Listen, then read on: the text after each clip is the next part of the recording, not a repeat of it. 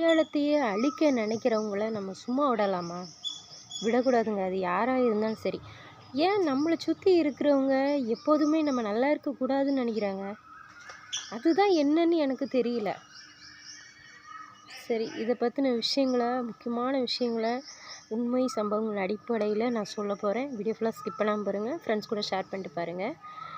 மெயினாக நம்ம எல்லாருடைய வாழ்க்கையிலையுமே ஒரு விஷயம் இருக்கும்.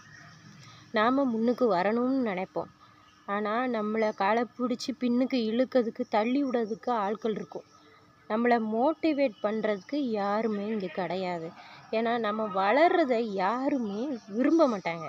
நீ என்னை விட முன்னுக்கு வந்துடுவியா? சரி, நீ எப்படி முன்னுக்கு வரேங்கிறத நான் பார்க்குறேன் அப்படிங்கிற மாதிரியான தடைகளையும் பிரச்சனைகளையும் தான் உண்டு பண்ணுவாங்க. அவங்க ஏன் அந்த மாதிரி பண்ணுறாங்க? அவங்களோட மைண்டு ஏன் அவ்வளோ கீழ்த்தரமாக இருக்குது? அதெல்லாம் யோசித்து பார்க்கும்போது நம்ம கூட யாரெல்லாம் பேசுகிறாங்களோ பழகுறாங்களோ நம்ம ஃப்ராங்காக தான் பேசியிருப்போம்.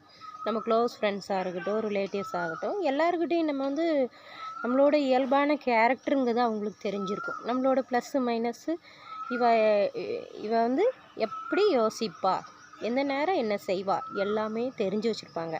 நம்ம கூட உள்ளவங்களுக்கு நம்ம என்ன செய்வோம் எல்லாமே தெரியும்.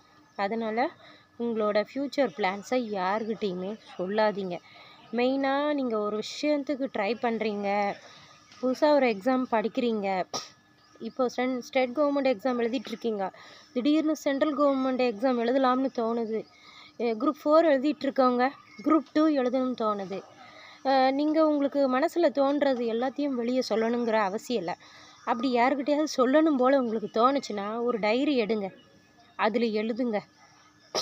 ஏன் இந்த மாதிரி எனக்கு தோணுது? இத்தனை வருஷம் நான் குரூப் 4க்கு தானே படிச்சுட்டு இருந்தேன், திடீர்னு ஏன் குரூப் 2 படிக்கணும்னு ஒரு எண்ணம் வருது? சரி, வருஷக்கணக்கில் ஒரு எக்ஸாமுக்கு படித்தாச்சு, குரூப் 2 அந்த எக்ஸாம் எப்படி இருக்குன்னு தான் பார்ப்போமே. கொஷின் பேப்பர் எப்படி வருது, சிலபஸ் எப்படி இருக்குது, ஏன்னா இதை விட கொஞ்சம் எக்ஸ்ட்ரா டாபிக்ஸ் சேர்த்துருப்பாங்க, அவ்வளோதானே. எல்லாமே டஃப்பு தான்.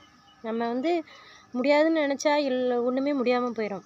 நம்மளால் எதுனாலும் முடியும்னு நினச்சா அடுத்தடுத்த எக்ஸாம்ஸ்க்கு போய்கிட்டே இருக்கலாம். இப்போ குரூப் 4 படிக்கிறவங்க குரூப் 2 படிக்கலாம். குரூப் 2 படிக்கிறவங்களுக்கு குரூப் 4 எழுதணும் கிடைக்கல, குரூப் 2 எழுதணும் கிடைக்கல. அப்போ என்ன செய்யலாம்?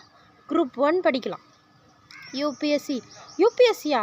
அது எவ்வளோ சிலபஸ் அதிகமாக இருக்கும். நானா எப்படி படிக்கிறது, என்னால் எப்படி முடியும், எனக்கு இங்கிலீஷே தெரியாதே, இங்கிலீஷ் நாலேஜே கிடையாதே அப்படின்னு பயப்படுவீங்க. இங்கிலீஷை பார்த்து ஏன் பயப்படுறீங்கன்னு எனக்கு தெரியல.